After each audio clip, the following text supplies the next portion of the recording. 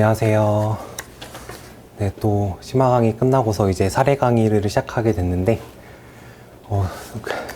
엄청 춥죠. 그래서 아침부터 오시느라 너무 힘들었을 텐데 고생 많으셨고, 일단은 그 첫 시간이니까 강의 취지에 대해서 또 잠깐 설명을 드릴 거예요. 그래서 일단 그 심화 강의 들으셨던 분들이 생각보다 되게 많이 온 것 같긴 한데, 일단은 그 제 올해 커리큘럼이 어떻게 돌아가냐면, 일단은 판례 중심으로 해서 심화 강의를 4회차를 했습니다. 그리고 이번에 그 새로 들어가게 되는 게 뭐냐면 사례 강의죠.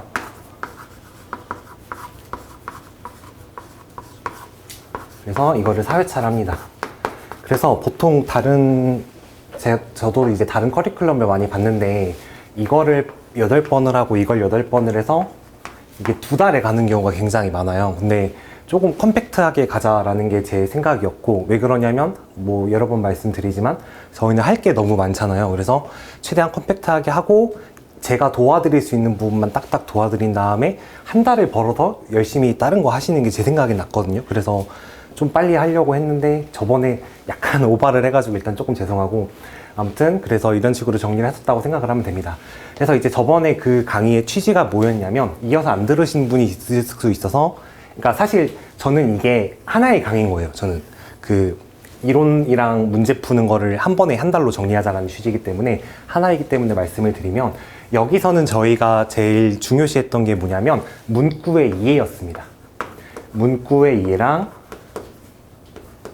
그리고 사실관계 정리, 그리고 그 강약 조절, 이거가 너무너무 중요했어요.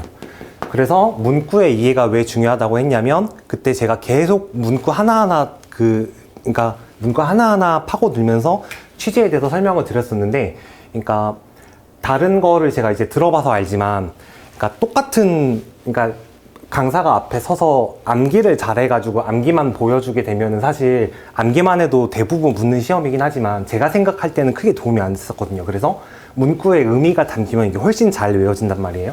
그래서 그때 예시를 들었던 게 뭐냐면, 제가 그 이사센터를 열 거예요. 그래서 이사센터를 열려고 해가지고 그 전화번호를 만들고 싶은데, 제가 정확히 이제 또 기억이 안 나는데 랜덤에서 번호로 6879인가?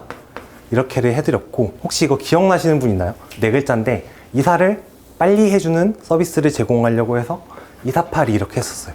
그래서 이게 뭐냐면, 이게 별거 아닌 것 같아도 의미가 담기면 이게 떠오르는 걸 추론할 수 있기 때문에 기억이 되게 잘 남는단 말이에요. 그래서 이런 식으로 될 수 있도록 판례 문구를 저희가 정리해 드린 게 굉장한 목표였습니다. 그래서 제가 목이 터져라 엄청나게 빠르게 강의를 했던 거고, 자, 그러면 그런 다음에 또 이제 그런 이해관계를 하기 위해서 제가 도식화도 조금씩 해드리면서 사실관계 정리를 했었고, 그리고 판례를 통으로 기억하는 방법을 말씀드렸어요. 그래서 어떻게 기억하시면 되냐면, 판례가 결국에 200~300개밖에 안 된다 그랬죠. 리딩 케이스가. 상표법 판례는 별로 없어요. 이게 민소랑 비교를 하실 수도 없을 정도로 훨씬 적기 때문에, 이거를 그냥 그 카테고리화 딱딱 하면서 이 4번 수업에 정리할 수 있을 정도로 양이 적다라는 거 그렇게까지 많지 않은 거예요. 법학 과목 중에서. 그렇기 때문에 그걸 카테고리화해서 정확히 기억을 하기 위해서 사실관계를 좀 설명드렸던 거고, 그리고 그 중에서도 중요한 게 있고 안 중요한 게 있어요. 그 중요한 거랑 안 중요한 거는 기출문제 나왔냐 안 나왔냐라든가, 아니면은 많이 쓰이냐 덜 쓰이냐, 아니면은 일관적으로 쓰이고 있냐, 최근 대법원이 쓰고 있냐. 그러니까 옛날에 썼던 문구라고 해도 최근 문구랑 조금 바뀐 경우도 있고, 최근 대법원 판례에서 그 사실관계를 그러니까 그런 문구를 쓰는 경우가 많은 경우엔 중요해지기 때문에 그런 강약 조절을 해드렸습니다. 그래서 뭐 너무 장황하게 설명드린 것 같기도 한데, 결국에 여기서 하려고 했던 게 뭐냐면, 그런 거를 바탕으로 혼자 그 판례집 읽게 해드리는 게 목적이었어요. 그래서 나머지는 이제 혼자 하시면 되는데, 아무튼 이게 인해 과정입니다. 그래서 시험 날이 이렇게 있다고 치면 그날 딱 책상에 앉는 순간을 기초로 이 전 단계를 미리 같이 도와드리는 겁니다. 머릿속에 넣는 거. 그러면 사례 강의는 저는 어떤 취지로 좀 하려고 하냐면, 그날 앉아가지고 문제를 풀어야 돼요. 문제를 풀어야 되는데, 그 지금 시기에 오신 분들은 이제 대부분 시험을 한 번 이상 보셨겠지만, 가장 당황스러운 것 중에 하나가 뭐냐면, 기출문제랑 GS랑 좀 달라요. 이게 되게 힘듭니다. 그래서 기출문제랑 GS랑 간극이 있어요. 근데 그 간극이 어떤 거로 생기냐면 표현의 모호성도 생기고 어디서도 보지 못한 이상한 논점을 주는 경우도 있고 문제가 길었다가 짧았다가 하면서 이제 굉장히 중구난방합니다. 근데 생각해보면 왜 그러냐면 만약에 제 GS만 푼다 그러면 맨날 제가 내잖아요. 근데 그 기출문제는 계속 다른 분들이 내시는데 이게 두 문제당 두 분이 내시는 거거든요. 그러니까 1, 2번을 두 분이 내고 3, 4번을 두 분이 내요. 그래서 이게 문제 합쳐가지고 내는 건데 총 네 분이서 같이 내는 건데 그러니까 이게 스타일이 조금씩 다를 수밖에 없겠죠. 의견 차이도 있고. 그래서 문제가 좀 간극이 있다는 게 굉장히 문제입니다. 그러면 문제를 풀 때 이렇게 생각하시면 안 돼요. 그러니까 딱 정해진 논점대로 그대로 푸는 문제가 있는 반면에 논리적으로 풀어야 되는 문제가 있어요. 그러면은 그거를 빨리빨리 어떻게 처리할 건지 그거를 자꾸 생각을 하셔야 됩니다. 이따가 설명을 드릴 거지만 아무튼 문제가 GS란 간극이 있는데 그 간극을 메꾸는 방법, 실제 내가 이 시험장 갔을 때 어떻게 생각하면서 책상에서 뭐 할지 그거를 최대한 능력을 끌어올리려고 제가 강의를 준비했다고 생각을 하시면 됩니다. 그러니까 저는 이게 너무 어려웠어요. 그러니까 다 외우면 되겠지 했는데 가서 내가 이 시험 준비하는 의미가 있는데라고 생각이 들던 해가 있어요. 왜 그러냐면 너무 GS랑 다르니까 내가 이 공부를 이렇게 해봤자 그냥 자기 맘대로 내는 건데 내가 의미가 있을까 이런 생각이 들었었는데 조금 지나서 더 실력이 올라오고 나니까 이 안에서 판단력을 빨리빨리 기르는 그게 분명히 있어요. 그러니까 그 포인트를 최대한 짧은 시간 안에 잡아드릴 테니까 그거를 하시면 됩니다. 그래서 결론적으로 말씀드리면 이 사례 강의 4회차는 뭐 하는 거다? 실제 시험장에서 내가 답안을 써내려 가려고 할 때 목차를 잡을 때까지 그 과정입니다. 그래서 아웃을 시작하는 단계라고 생각을 하시면 됩니다. 그래서 나중에 이제 GS 올라가면은 아웃을 직접 써보는 단계. 그리고 하프 실전 GS도 혹시 들으시면은 이거는 좀 어렵게 전범위로 해가지고 막 섞어서 낼 건데 진짜 체감해가지고 이제 실전 경험을 하는 단계. 이렇게 생각을 하시면 되겠습니다. 그래서 취지를 설명을 드렸고, 자 이제 그럼 사례 강의 때는 이제 어떤 순서로 강의를 할 거냐면 일단은 사실 제가 책을 내고서 강의를 하는 게 좋다는 거는 너무 잘 알고 있는데 정말 죄송하지만 이게 책이 조금씩 밀렸어요. 그래서 교재를 제가 출간하고서 수업을 하지는 못할 것 같은데 그래서 이거는 사실 제가 낸 책과 거의 동일하게 갈 것 같거든요. 거의 안 바뀌고 약간 판례만 추가해서 낼 것 같은데 사례 강의 같은 경우에는 일단은 5개년 기출은 제가 전부 해설을 드릴 거예요. 그러니까 5개년이 왜 중요하냐면 이때 심화 강의 때도 말씀드렸지만 지금 기준으로 5년 정도에 있는 기출은 산인공에서 출제하러 들어가면 교수님한테 준다고 해요. 그래서 그거랑 너무 겹치는 문제는 내지 말아라라고 배제를 시키기 때문에 그리고 5년 이전 정도와 5년 이후 정도가 경향이 많이 바뀌었어요. 지금 돌아보면은. 그렇기 때문에 여기서 한 5년 정도는 정말 되게 꼼꼼하게 봐드릴 겁니다. 되게 꼼꼼. 이거 하나하나 어디서 나왔고 하나하나 어떻게 생각을 해야 되는지에 대해서 되게 꼼꼼하게 봐드리고 그 다음에는 5년 이전 문제는 선별해서 풀어드릴 거예요. 근데 선별해서 풀어드릴 때 제가 이거를 해설을 전부 다 따놓으면 좋은데 제가 아직 그것까지를 못했어요. 여기까지는 했는데. 그래서 해설을 이 부분을 어떻게 할 거냐면 제가 여기 와서 푸실 문제만 선별해 와서 해설이랑 그거 드리면은 여기서 풀어보시고 그래서 해설을 보시고서 그래서 강의 다 끝났는데도 문제를 더 풀어보고 싶다라고 하면 교재를 사서 하시면 되고 그렇게까지는 할 필요 없다. 여기서 풀어준 것만으로도 충분할 것 같다라고 하면은 이 자료만 복습을 하시면 되겠습니다. 그리고 일부 특강 문제랑 또 뭐를 할 거냐면 제가 창작 문제 했던 거를 이렇게 낼 거예요.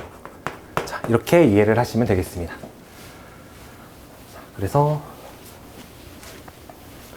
그러면은 이제 순서를 이렇게 3단계로 간다고 했잖아요. 5년 단계를 꼼꼼하게 풀어드리고 그 다음에는 선별해서 풀어드리고 그 다음에 이제 중요한 특강 문제 같은 거를 풀어드린다고 했는데 일단은 그러면 어떻게 할 거냐면 제가 5년 문제는 거의 대부분 시간을 드릴 거예요. 근데 이걸 어떻게 생각하면 되는 거냐면 시간을 드리면 그거대로 목차를 잡아보시면 됩니다. 목차랑 키워드. 자, 그리고 이제 뭘 해야 되는 거냐면 답을 내보셔야 돼요. 자, 그러니까 예를 들어서 소송의 결과가 어떻게 될지 논하시오라고 하면 기각인지 인용인지 꼭 써야 됩니다. 스스로.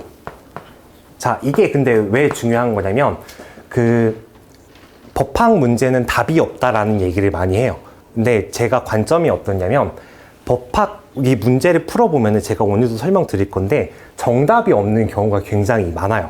근데 논리적으로만 쓰면 되지 정답이 없는 경우가 많기는 한데 공부할 때는 정답 없이 공부하면 제 생각엔 좀 안 되는 것 같아요. 그게 왜 그러냐면 공부를 할 때 답을 내가 딱 내지 않고 공부를 하면은 그 약간 내가 무조건 맞았다는 회로로 돌아가고 내가 맞은 거랑 틀린 걸 구별할 수 없어요. 잠깐 이거 설명을 조금만 드리면 예를 들어서 수학 공부를 하실 때 맞은 게 있고 틀린 게 있으니까 틀린 거 위주로 다시 풀어보고 과탐 같은 거 할 때 틀린 거 위주로 풀어봐야 효율이 훨씬 좋잖아요.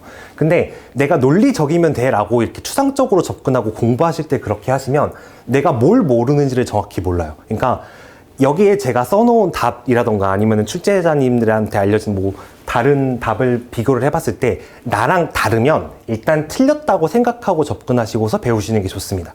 그렇게 해야 내가 완전히 모르는 게 뭔지를 좀 명확하게 정립할 수 있어서 공부할 대상을 잡기가 굉장히 좋아요. 자, 그러면 시간을 드린다고 할 때는 이건 어떻게 할 거냐면 대부분 많이 해보셨겠지만 한 번만 좀 설명을 드리면 저희 시험 문제는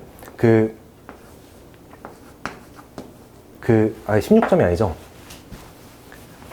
이 장수로 세하려 보면 16장 정도 쓰면은 이제 한 권을 딱 쓰게 되는데 그래서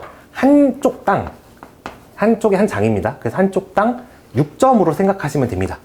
그래서 목차를 이제 잡으시면 되는데 저 같은 경우에 목차 잡는데 어느 정도 걸렸냐면 이게 굉장히 많이 달랐어요. 이것도 스타일에 따라 다른 건데 목차를 잡을 때 제가 매번 달랐어요. 목차를 길게 잡아야 되는 문제가 있고 짧게 잡아도 되는 문제가 있는데 예를 들어서 GS를 딱 풀러갔어요. 근데 딱 봐도 저도 강사니까 약간 할 말이 없긴 하지만 문제를 대충 낸 경우가 있어요. 그러니까 대충 냈다는 게 똑같이 낸 경우가 있어요. 그냥 판례 긁어서. 그러면은 저는 빨리 풀면은 1, 2분 안에 목차 잡고서 1번 풀기 시작했습니다. 그냥 쓰기 시작했어요. 왜 그러냐면 어차피 뻔하니까. 다른가만 쭉 보고서 안 다르네 하고서 또 대충 냈네 이러고서 그냥 쓱쓱 풀었어요. 근데 만약에 좀 길어지면은 이거 문제 잡는데 8분에서 한 12분 정도 걸릴 때까지도 있긴 있었어요. 그러니까 좀 플렉서블하게 생각하시는데 저희 지금 시간은 어떻게 드릴 거냐면 30분짜리 문제를 한 6에서 8분 정도 드릴 거고 나머지를 한 4, 5분 정도 드리려고 해요. 그러면은 그동안 목차를 잡아보시면 됩니다. 그래서 이런 식으로 한번 풀어보시고 그거를 제가 설명드리고 이런 식으로 진행을 하도록 하겠습니다. 자, 그래서 일단은 오리엔테이션은 끝났고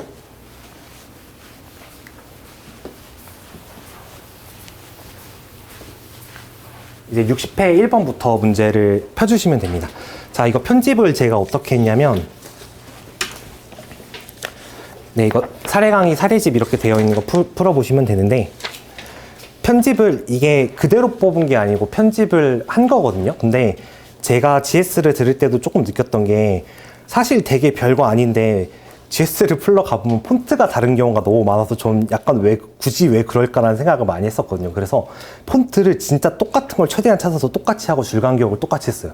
그리고 들여쓰기랑 내어쓰기랑 그리고 이게 줄 잘리는 부분 있잖아요. 그거를 제가 100% 보진 못했는데 어느 정도 맞췄어요. 그러니까 여기서 첫 번째 보면 동일 유사하지 아니함 하고서 다음 장으로 잘리잖아요. 이거를 실제 문제랑 맞췄어요. 근데 저는 이런 거 되게 중요하다 생각을 하거든요. 실전 경험 내는데. 그래서 GS도 항상 이렇게 냈었는데 아무튼 사소하지만 좀 디테일이라서 약간 자랑을 해봤습니다. 자, 그리고 이제 문제 1번부터 문제 4번까지 볼 건데 일단 문제 1번 같은 경우에 이제 작년에 풀으셨던 문제죠. 다시 나올 리는 분명히 없어요. 하지만 말씀드렸다시피 이 내용을 한번 다시 봐야지 이거 수업을 들을 수 있기 때문에 일단은 문제 1번부터 제가 6분 드리면 6분 동안 목차 잡아보시고 답을 내시면 되겠습니다. 그래서 지금부터 6분 잡아서 푸시면 되겠습니다.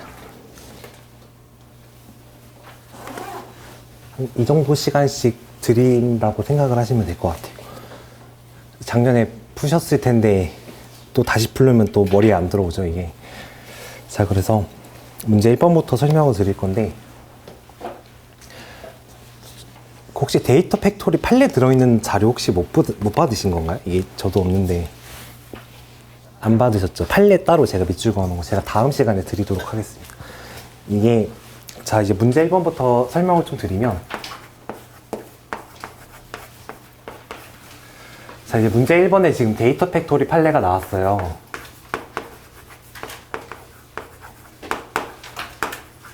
그럼 데이터 팩토리 판례는 뭐에 관해서 이제 문제가 되었냐면 이게 그 작년에 이제 전원합의체 판례가 있었죠. 그래서 그러니까 이게 나온 전해의 전원합의체 판례로 그 상표권의 정당한 상표권자가 자기 등록 상표권에 대한 항변이 가능한지에 대해서 전원합의체가 나왔었습니다. 제가 연도가 아마 지금이 24년도니까 그게 2022년도일 거예요. 그래서 이제 전합이 나왔어요. 그래서 강약 조절하는 거를 좀 말씀을 드릴 텐데 전합이 나오면 대부분 그 해에 저희 2차 시험에 나왔었어요. 지금까지 상표법을 보면 전합이 나오면 안 나온 애가 제가 알기로 바로 안 나온 애가 없거든요. 그래서 전합 나오면 일단 진짜 두드려 박아서 외우셨어야 된다고 생각을 하시면 돼요. 근데 2022년에 전합이 나온 다음에 2022년도 시험이 59회잖아요. 근데 여기 데이터 팩토리 판례가 나왔어요. 법리로 나왔습니다. 그래서 상표권에 침해 판단하는 와중에 갑자기 상표권을 등록을 받아가지고 등록 권리자 항변이 가능한지에 대해서 정확하게 딱 이 사실관계는 아니었지만 적용할 수 있도록 나왔기 때문에 전압으로 이미 나왔던 거였어요. 그래서 저 같은 경우에는 23년도에 데이터 팩토리 판례 법리는 많이 냈지만 굳이 이 표장까지는 내지 않았는데 표장이 이번에 그래서 나왔던 겁니다. 60회에. 그래서 나왔는데 지금 지금 판례 자료가 없으셔가지고 일단 좀만 설명을 드리면 여기에 있는 사실관계가 진짜 100% 똑같게 나왔어요. 보시면 연도만 5년씩 뒤로 미루고 주장한 것도 똑같고 상표도 똑같고 상품도 똑같고 하나도 안 바꾸고 정말 똑같이 냈습니다. 정말 긁어서 붙일 정도로. 그래서 이거 같은 경우는 6분 안에 원래 커트를 칠 수 있으셔야 된다고 생각을 하면 되는 거예요. 자, 그래서 문제 푸는 과정에 대해서 일단 설명을 또 드리면 데이터 팩토리 같은 경우에는 일단은 이제 갑이 이런 상으로 디지털 데이터 팩토리를 이제 등록을 받았습니다. 그래서 을이 상표를 사용을 하고 있었는데 여기다가 이렇게 넣어놓고 데이터 보건 전문 업체에 갖고 데이터 팩토리 이렇게 쓴 거랑 디지털 데이터 팩토리 이렇게 쓴 거랑 디지털 데이터 팩토리를 영어로 쓴 거랑 이렇게 세 가지 상표가 있었어요. 근데 그 중에서 뭐를 등록을 받았었냐면 디지털 데이터 팩토리라고 해가지고 이 첫 번째에 있던 거를 침해 소송 계속 중에 이제 등록을 받은 사안입니다. 자, 그런 다음에 이제 주장한 게 정말 순서대로 이 사람이 이제 주장한 건데 소설문 1번에 보면은 디지털 데이터 팩토리 또는 디지털 데이터 팩토리 부분은 디지털 데이터 생산소 또는 디지털 데이터 관련 서비스를 제공하는 장소라는 의미로 직감되므로 사용될 경우 보통 명칭이나 성질 직감 표시라고 주장한다. 이렇게 되어 있어요. 그러면은 여기서 이 디지털 데이터 팩토리라는 부분이 겹치는데 이게 지금 보통 명칭이나 성질 표시에 해당한다라고 주장을 하는 거죠. 그러면 이거에 관한 판단 방법이 나와야 됩니다. 그러면 판단 방법을 좀 생각을 해보면 상품을 지칭하는 거래계에서 그러니까 상품을 취급하는 거래계에서 상품을 지칭하는 것으로 실제로 사용되고 실제로 인식되는 명칭이라고 하고 있고 성질 표시인지 여부는 상표의 관념, 지정 상품과의 관계, 거래 실정에 따라서 객관적으로 판단한다라고 되어 있습니다. 그러면은 1번 같은 경우에 어떻게 되는 거였냐면 결론을 기억을 하셔야 되는데 디지털 데이터 팩토리가 그 장소라는 거의 의미로 직감되는 게 아니고 암시 강조 정도라고 보인다. 그러니까 이게 지금 보통 명칭이나 성질을 표시하는 방법으로 볼 수 없다라고 주장을 해야 됩니다. 그래서 1번 목차를 이제 어떻게 잡으시면 되는 거냐면 일단 디지털 데이터 팩토리 부분이 보통 명칭인지 식별력이 없는지를 그러니까 기술적 표장인지 부분을 해가지고 결론을 보통 명칭으로 실제 사용된 바 없고 여러 가지 고려를 했을 때 암시 강조 정도로 보이기 때문에 이 주장 이유 없다라고 잡으시면 돼요. 근데 저 같은 경우에는 문제를 풀 때 어떻게 했었냐면 이거를 판단하는 방법이 실제로 사용되고 인식되는지에 대한 기준인 거는 머릿속에 이미 알고 있잖아요. 그리고 이거를 판단하는 거는 관직어기인 거 이미 알고 있잖아요. 그래서 목차를 잡을 때도 1번 띡 하고서 보통 명칭, 기술적 표장, 아님, 그냥 이것만 잡았어요. 이 밑에까지 세부적으로 제가 목차를 막 깔끔히 쓰면서 하지 않았던 게 어차피 머릿속에 다 있으니까 이거 18점 분량 안으로만 맞추면 되는 거잖아요. 그렇게 생각을 해서 이렇게 결론만 잡아놓은 게 제가 실제로 답안지에 쓰는 목차였습니다. 그래서 그걸 한번 보여드리는 거예요. 자, 이렇게 해놓은 다음에 두 번째로 가면은 표장의 유사 판단을 할 때 디지털 데이터 팩토리 부분을 제외하고 비교하여야 하고 라고 했어요. 그러니까 식별력이 없거나 미약한 부분은 유사 판단할 때 제외할 수 있다는 법리를 주장을 한 거죠. 근데 그렇게 해서 제외를 하게 되면은 비유사하다라고 되는 건데, 여기서 그러면 지금 어떤 주장을 하고 있는지를 이제 뉘앙스를 잘 읽으셔야 돼요. 이 부분에 대해서 생각을 할 때 저희가 상표의 유사를 판단할 때 지금 어떻게 하고 있냐면 어떤 부분으로 약칭, 호칭 된다 라던가 이 부분만으로 분리하여 뭐 약칭, 호칭 된다, 하나의 상표에서 두 개의 호칭 관념을 얻을 수 있는데 이 부분으로 호칭 관념 될 것이다, 이렇게 말하는 게 아니고 지금 유사 판단을 할 때 식별력이 없거나 미약한 부분을 제외한다라고 주장한 게 다른 부분을 비중을 줘서 판단한다는 거거든요. 그러면 지금 어떤 주장을 하고 있는 거냐면 요부 관찰 주장을 하고 있는 겁니다. 이거 이해되실까요? 그러니까 요부 관찰이랑 분리 관찰이랑 제가 심화과학 때 자세하게 설명을 드렸긴 했지만 약간 애매한 부분이 있어요. 그러면은 이 유사 판단을 할 때 어느 쪽으로 가야 되는지는 이거 문제 사실관계 주어진 거 보고 읽으셔야 돼요. 근데 딱 이 부분 읽으면서 원래 사실관계를 몰랐다고 하더라도 이 부분만으로 분리, 호칭, 약칭 될 것이므로 라고 가는 게 아니잖아요. 그러니까 디지털 데이터 팩토리가 뭐 식별력이 세니까 그 부분만으로 분리, 호칭, 약칭 될 거다라고 가는 게 아니고 그 부분이 지금 식별력이 약하다라고 와서 다른 쪽이 더 식별력이 세니까 그 부분을 중심으로 봐야 된다라고 주장하고 있는 거기 때문에 요부 관찰 법리를 생각을 하셔야 돼요. 이 부분에서 분리 관찰로 가면 이제 주장이랑 정합이 잘 안 맞습니다. 그래서 그 부분이 요부인지 판단을 해야 되니까 요부인지 판단하는 기준에 대해서 이제 나열을 해야 되겠죠. 그러면은 여기서 이제 판례가 말할 수 있는 게 요부 관찰이 필요한 그 이유에 대해서 말해줘요. 수요자들에게 두드러지게 인식되는 부분이기 때문에 그게 요부 관찰을 할 필요성이 있다. 올바른 전체 관찰을 하기 위해서. 그런 다음에 지정 상품과 동일 유사한 상품에 대해서 다수 등록받았다는 사정 등이 없죠. 제가 저번에 말씀드렸지만 한 분야에 대해서 많이 등록을 받았으면 그 부분에 대해서는 식별력이 없다 그랬어요. 그러니까 예를 들어서 뭐 예시가 잘 기억이 안 나는데 몬스터라는 예시를 생각을 해보면 과자에 대해서 몬스터란 게 다 붙어 있어요. 그러니까 예를 들어서 제가 과자를 사러 슈퍼마켓에 갔는데 과자마다 다 몬스터가 붙어 있는 거예요. 그러면 몬스터 가지고 과자를 구별할 수가 없죠. 그렇기 때문에 특정 상품과 동일 유사한 상품에 대해서 다수 등록된 사정이 있다면 그 요부로서 기능할 가능성이 점점 줄어듭니다. 그래서 요부의 소극적 기준이라고 해드렸어요. 근데 이거 말고 이거는 보통 적용한 결과, 그래서 요부가 아니게 되는 결과로 오게 되는 판례였는데 이거 말고 그 판례가 있잖아요. 상표가 주지저명한지 강한 인상을 주는지 전체 상표에서 높은 비중 등을 차지하는지를 뭐 따져보고 다른 거랑 비교한 산재적 식별력과 결합 정도 막 지정성 건강의 관계 거래 시점 고려한다, 이렇게 판례가 있는데 그거 같은 경우에는 대부분의 경우에 요부가 된다는 쪽으로 가긴 하고 일부 사례는 요부가 안 된다는 쪽으로 가거든요.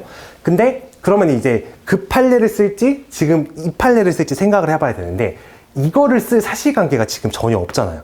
그렇기 때문에 여기는 아까 제가 만들었던 주지저명한지 강한 인상을 주는 부분인지 그 판례를 쓰면서 요부를 뽑아내야 되는 겁니다. 이해되셨죠? 그래서 이렇게까지 이제 생각을 한 다음에 근데 그러면은 이제 조금 생각을 해봐야 돼요. 지금 주장을 대충 몇 개 정도 하고 있는 거냐면 굵은 단락으로, 이 단락은 제가 구분한 게 아닙니다. 판례 강의 때는 제가 그 단락 마음대로 그냥 쪼갰거든요. 보기 편하시라고. 근데 말씀드렸지만은 이게 똑같이 한 거예요, 단락을. 그러면 여기서 이게 해봤자 한 6점 쓸 거고 이게 한 6점 쓸 거잖아요. 그러면은 이게 판례 한 2개 정도 썼으면은 한 개 더 쓸 수도 있고 안 쓸 수도 있어요. 쓰기에 따라서. 그렇기 때문에 이거 2개 필수로 넘어가 놓고 그냥 넘어갔다고 생각하면 돼요. 그래서 저는 어떻게 썼냐면 그래서 두 번째 주장에 대해서 제외하고 판단해가지고 결론적으로 유사 판단을 할 건데, 상표 유사 판단을 할 건데, 그거를 어떻게 한다? 상표에 대해서 요부관찰 법리 쓰고 주강비 쓸 거다. 이런 식으로만 해놨습니다. 그럼 저는 머릿속으로 기억이 나잖아요. 그런 다음에 동일 유사하지 아니하고, 그리고 서비스가 동일 유사하지 않는다라고 주장을 했어요. 그래서 서비스에 대해서 비유사하다고 주장하면 되겠죠. 그래서 총 어떻게 목차가 나눠지는 거냐면 총 3가지가 나눠졌어요. 그러면은 18점 분량이니까 6점당 한 페이지라 그랬죠. 그래서 나는 대충 6점, 대충 6점, 대충 6점 써야지 라고만 해놓고 넘어갔습니다. 이거 이해되실까요? 그러니까 제가 처음에 했을 때 궁금했던 점이 되게 뭐냐면, 이런 거를 할 때 나보다 잘하는 사람들은 이거를 세밀하게 써가지고 한 번도 꺾지 않고 쓰기 때문에 잘하는 것인지, 아니면은 대충 쓰고서 이걸 빨리 시간을 아껴야 되는 건지 이제 굉장히 애매했단 말이에요. 그런데 이거 같은 경우에는 저 같은 스타일은 정착을 시킨 게 이런 식으로 했습니다. 정말 이렇게만 써놓은 게 다였어요. 아니면 목차를 안 잡을 때도 있었고. 그래서 이런 식으로 해가지고 결국에 상표 유사하다로 가고 뭐 서비스도 유사하다라고 가면 되는 문제였습니다. 자, 근데 이제 이거를 일단 이렇게만 해놓고 제가 답안에서 한 번 더 자세하게 보여드릴게요. 자, 그러면 이제 설문 2번에 가보면 12점짜리가 나오는데, 그럼 두 쪽을 써야 되는 거잖아요. 6점당 한 쪽이니까. 여기서 등록 상표권의 정당한 사용에 해당하므로 침해가 인정되지 않는다고 주장한다. 그래서 을 주장의 타당성을 논하고 라는 게 첫 번째 물음이었고, 두 번째가 후출원 등록상표에 상표권 침해가 인정되는 경우에 고의과실에 대한 입증 책임에 대해서 설명하시고 이렇게 나왔어요. 그러면 기본적으로 이렇게 물음이 여러 가지 있을 때는 생각을 하셔야 되는 게, 타당성을 논하고 라고 하고 고의과실 입증 책임에 대해서 설명하시오 라고 했잖아요. 그러면 질문을 2개 준 건데 그 질문에 따라서 목차를 잡으시면 됩니다. 그게 왜 그런 거냐면, 이렇게 질문을 딱딱 나눠서 준 이유는 채점 기준표에 100% 무조건 이거는 타당성에 대해서 논하는 거 6점, 고의과실 입증 책임 6점, 이런 식으로 배점이 나눠져 있을 거예요. 7.5점일 수도 있고 5.7점일 수도 있긴 하지만 아무튼 무조건 100점이 나눠져 있기 때문에 섞어서 쓰면 점수 주기가 애매해질 수가 있어요. 그래서 무조건 주장의 타당성에 대해서 논하는 거, 그러니까 보다 등록상표권에 의한 항변이 인정되는지 주장의 타당성에 대해서 논하고 이거 6점 쓰고, 고의과실의 입증 책임에 대해서 쓸 건데, 고의과실은 상표배에 어떤 규정이 있죠?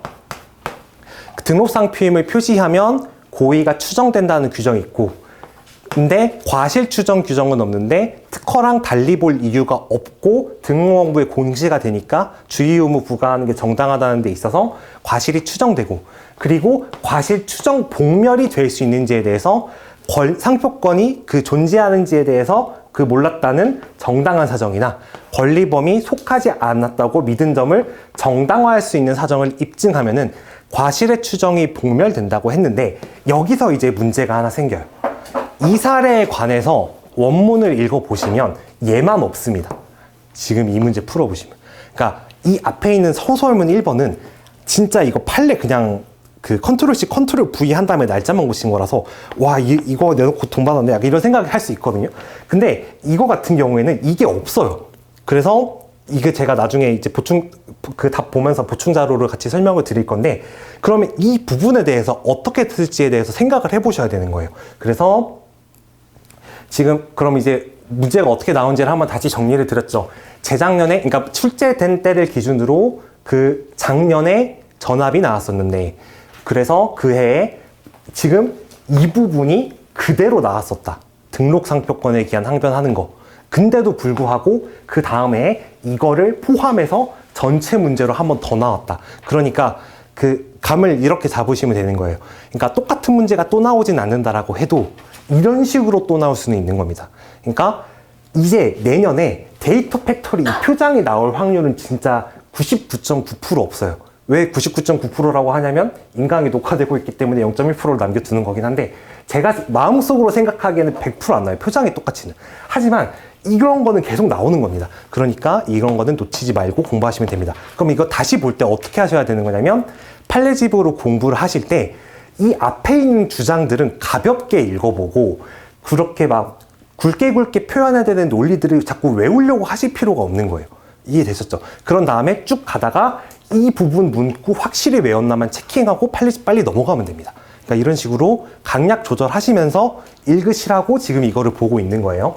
자, 그러면 답안을 한번 볼게요.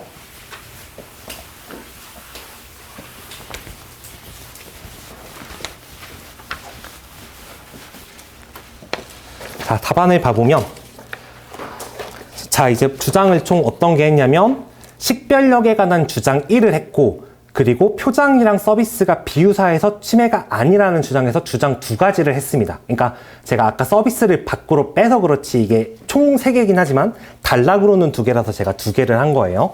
그래서 식별력이 있는지 없는지를 해야 되는데, 그러니까 GS랑 다른 점 중에 또 하나가 이거예요.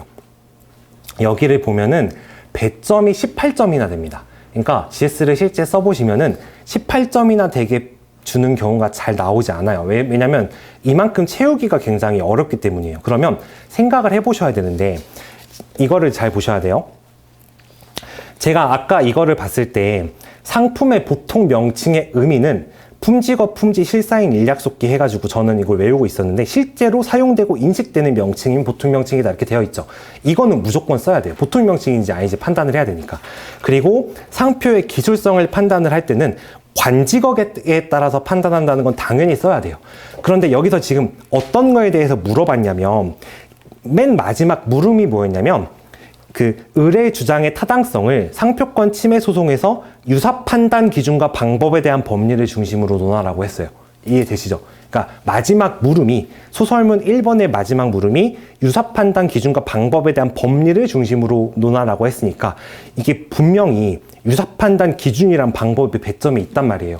그렇기 때문에 유사랑 지금 뭐 하고 있는 거죠? 33조 1호랑 3호에 해당하는 거는 식별력이 없으니까 등록을 안 시켜주는 거죠. 그러니까 유사랑 식별력이랑 묶을 수 있는 걸 써주시는 거예요.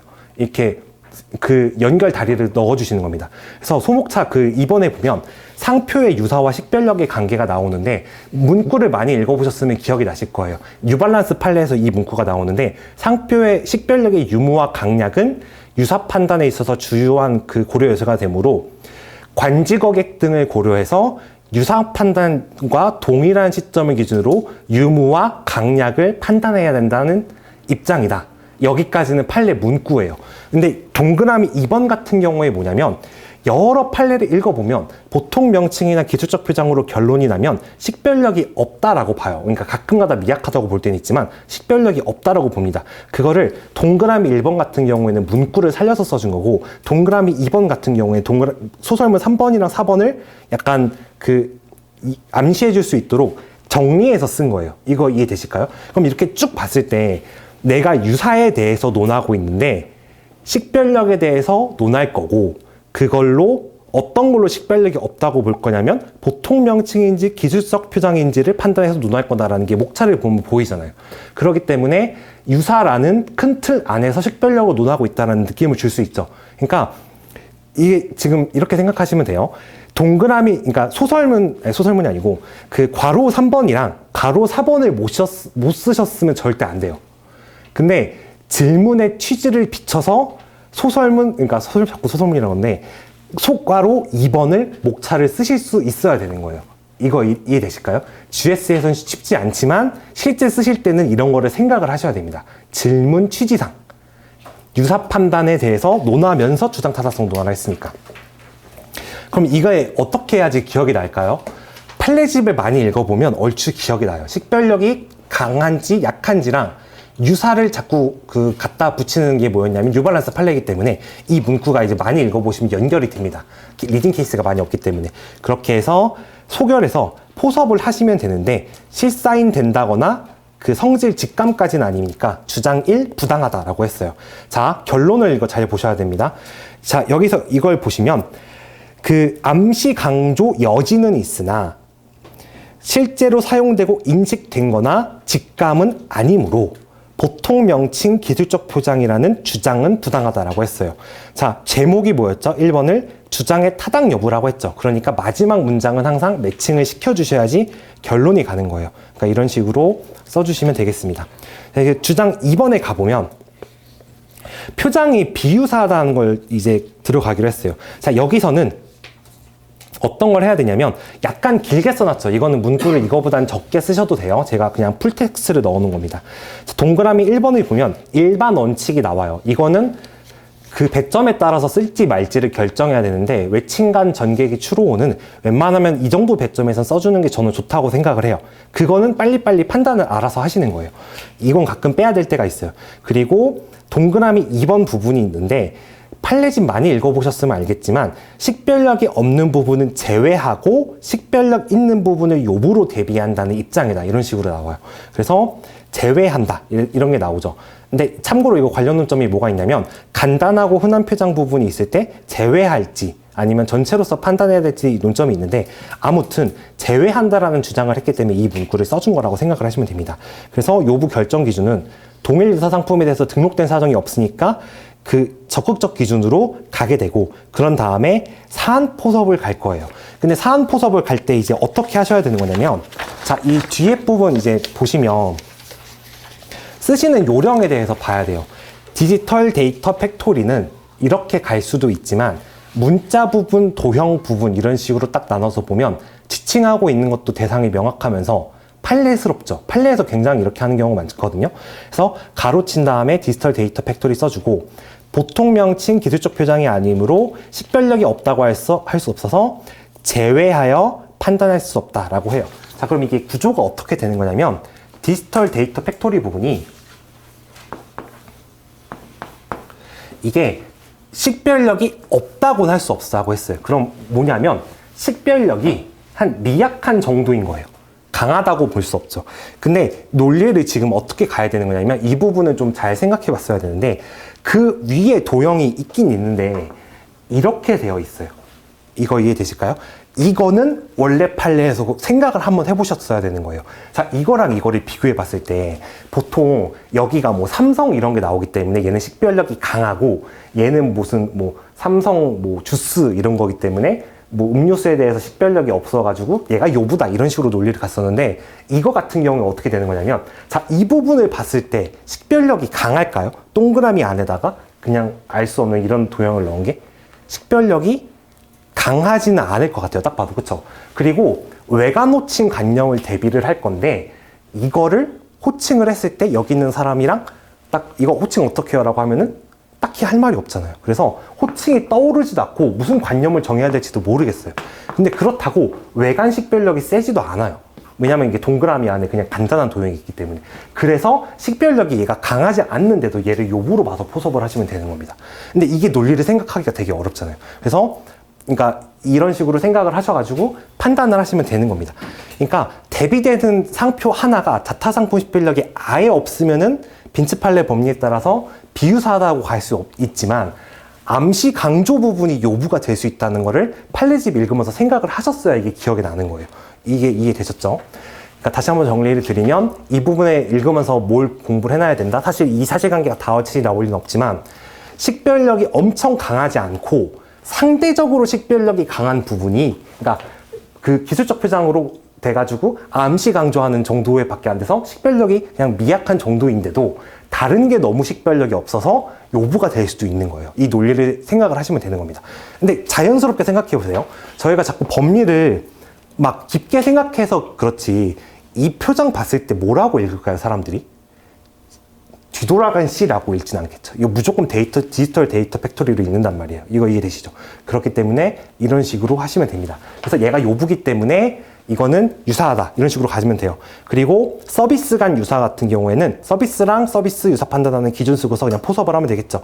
그래서 을 주장 부당하다. 그래서 저 같은 경우에는 마지막에 이 정도 배점 되는 거는 결론이라던가 설문 1의 해설이 아니고 설문 1의 해결입니다. 이렇게 해가지고 내가 지금 고려한 요소가 뭔지를 쭈루룩 정리하고서 이런 거 고려할 때 결론 물어본 게 주장 타당성이었잖아요. 을, 주장 모두 부당하다. 이런 식으로 다시 한번 정리해서 써줬습니다. 이게 왜 그러냐면 법학 답안지를 쓰고 있다는 인상을 주기 위함이에요. 자, 근데 한 번 더 볼 부분이 있어요. 자, 이 부분에 관해서 지금 이거랑 굉장히 똑같은 그 의문이 들게 되는 부분이 있어요. 그게 뭐냐면, 자, 이거 판례집을 이제 자세히 보시다 보면 이제 뭐가 나오냐면, 크라운진 판례가 나와요. 그럼 이제 이런 거 처리도 어떻게 하셔야 될지를 알아야 되는 거예요. 자, 크라운진 판넬을 보면은 표장이 4개가 나옵니다. 여기서. 그럼 지금 표장이 몇 개가 나왔죠? 디지털 데이터 팩토리로 3번 나왔죠. 그런데 디지털 데이터 팩토리가 한글로 쓰인 게 있고 영어로 쓰인 게 있어요. 그러면 한글로 쓰인 거랑 영어로 쓰인 게 외관이 조금 다를 수 있으니까 한글로 목 찾아봐서 한번 쓰고 영어로 목 찾아봐서 한번 쓰고 뭐 이렇게 해갖고 표장 1번, 2번, 3번으로 한 번씩 쓰자라고 접근을 해버리면 이게 망하는 거예요. 이거 이해되실까요? 그러니까 실제 판례에서도 이렇게 표장 여러 개 있을 때 이 정도로밖에 차이가 안 나는 거는 그냥 묶어서 그냥 디지털 데이터 팩토리로 한 번에 판단을 합니다. 그게 영문이랑 한글이 다르더라도요. 그것도 미리 결론을 내셨어야 이거 목차 잡는데 까다롭지가 않으신 거예요. 이거 이해되셨죠? 그러니까 이거 그렇게 목차 나누기 시작하면 이제 난리가 나는 거예요. 그러면은 지금 여기서 포섭한 거를 3번 해야 되잖아요. 그러면 여기 들어가는 판례가 무조건 빠지거나 이게 내 쪽을 쓰게 됩니다. 그렇기 때문에 다른 걸 100% 못 써요. 4번 문제 가가지고. 그러니까 이런 결론을 미리 내셔야 된다는 거 일단 조금 말씀을 드렸습니다. 자, 그리고 이제 한 가지가 더 있어요. 자, 여기서 좀 문제 풀 때 또 생각하셔야 될 게 뭐냐면 제가 맨 처음에 시작을 어떻게 했죠? 그러니까 지금 목차 구조가 그럼 어떻게 되는 거냐면 식별력에 대한 주장 1타당성, 그리고 식별력 어쩌고에 대한 주장 2타당성, 그리고 식별력 그러니까 결론 이렇게 해가지고 1부당, 2부당 이렇게 갔어요. 그러면은 분명히 배점표에 주장이 이 2개가 문단을 달리할 정도로 따로 줬으니까 이게 배점이 분명히 있을 거고 결론 배점이 있을 거니까 결론 배점 먹자라고 한 거예요. 근데 그거를 어떻게 생각해야 되냐면 자, 그럼 여기서 문제 소재를 쓸지 말까가 이게 너무 고민이 되는 거예요. 처음에 하실 때 문제 소재를 쓸까 말까. 근데 어떻게 접근을 하셔야 되는 거냐면 저 같은 경우에 약간 문제 소재 쓰는 거를 좀 좋아하긴 했어요. 근데 어떨 때는 안 써야 되는 거냐면 물어본 취지상 여기서 뻔한 말밖에 쓸 수 없으면 쓰시면 안 되는 거예요. 그러니까 그 소설문 1번에서 첫 번째 단락이 보통 명칭 그리고 보통 명칭이랑 기술적 표장이라고 주장했다라고 돼 있잖아요. 그럼 문제의 소재 써봤자 보통 명칭의 판단 기준과 기술적 표장의 판단 기준이 문제된다 밖에 쓸 게 없어요. 그러니까 이럴 때는 생략을 하셔야 돼요. 적당히. 근데 그런 거는 한 번 더 말씀드리면 아까 제가 이렇게 막 그냥 키워드 정도만 써가지고 이런 식으로 그냥 썼다 그랬잖아요. 그거는 여기서 6점 정도 잡아놓은 다음에 쓰면서 결정을 했어요. 바로바로 결정 안 하고. 그러니까 여기다 막 굳이 막 결론 내릴 필요 없고 문제 많이 풀어보시면서 이거를 쓸지 말지 결론을 미리미리 정해놓으셔서 하는 거예요. 자, 근데 이제 두 번째 거를 보면은 두 번째 주장은 여기서 이제 이게 어떤 의미인지를 판단을 해야 되는 거예요. 데이터 팩토리 부분을 제외하라고 했잖아요. 주장한 게. 근데 그게 법률상 어떤 의미를 가지죠? 식별력이 없으면 제외해도 되는지에 대해서 이렇게 법률 쟁점이 생기는 거예요. 그러면 내가 이거를 지금 얘가 하는 말을 이해했다는 걸 보여주기 위해서 가볍게 써준 거예요. 자, 여기서 식별력이 없어도 자, 여기서도 이제 이렇게 생각하셔야 됩니다. 법학 답안지 쓰실 때는 절대 틀린 말을 쓰시면 안 돼요.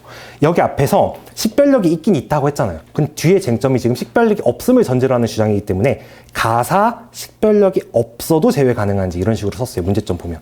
그리고 서비스의 성질 등을 고려해 비수한 서비스인지 이것도 굳이 쓸 필요 없지만 앞에 부분 써야 돼서 이렇게 쓴 거예요. 자, 그러면 어떻게 한다? 여기서 이제 형식적 관점에서 문제점을 넣어줄 수는 있지만 뺄 때는 빼도 된다는 그 말입니다. 결국에. 근데 조금만 설명을 드리면 특상은 안 써도 되는 경우가 굉장히 많아요. 왜냐하면 요즘 출제 경향을 보면은 이게 줘요. 뭘 판단하라고 분명히. 근데 민소는 안 주는 경우가 꽤 많거든요. 그리고 민소는 배점이 있는 경우도 꽤 많아요. 그렇기 때문에 민소는 문제 소재를 거의 대부분 썼고 특상은 가끔 안 썼습니다. 이렇게 생각을 하시면 돼요. 그러면 문제 1은 약간 정리가 됐고 그러면 네, 잠시만 쉬었다가 10분 있다가 다시 시작하겠습니다.